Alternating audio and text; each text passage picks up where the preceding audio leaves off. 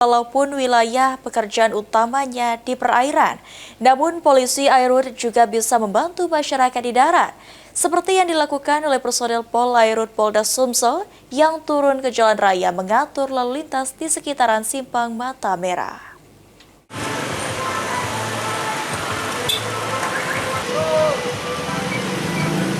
Menjadi salah satu titik kemacetan, polisi Airut Polda Sumsel hadir ke tengah masyarakat di simpang Jalan Mata Merah untuk mengatur lalu lintas.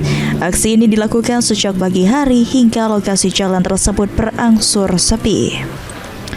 Kehadiran polisi Airut yang turun ke jalan mengatur lalu lintas di simpang Jalan Mata Merah ini cukup membantu masyarakat saat beraktivitas menggunakan kendaraan khususnya pada pagi hari. Sehingga lokasi yang biasanya macet saat anak berangkat sekolah serta warga pergi bekerja dapat lancar lalu lintasnya dan tertib.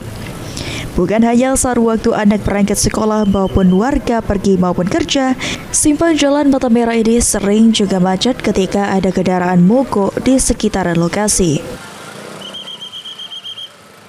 Jam-jam berangkat sekolah, jam-jam itu berangkat gawe sama jam-jam balik gawe. Kemacetannya cukup panjang atau bagaimana? Lumayan lah. Kalau ada mobil singkok mogok udah panjang.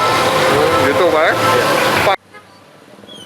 Upaya mengatur lalu lintas yang dilakukan oleh polisi Airut ini sendiri diharapkan dapat membuat tertib pengendara ketika melintasi jalan raya dan mengurangi kecelakaan lalu lintas pada pagi hari.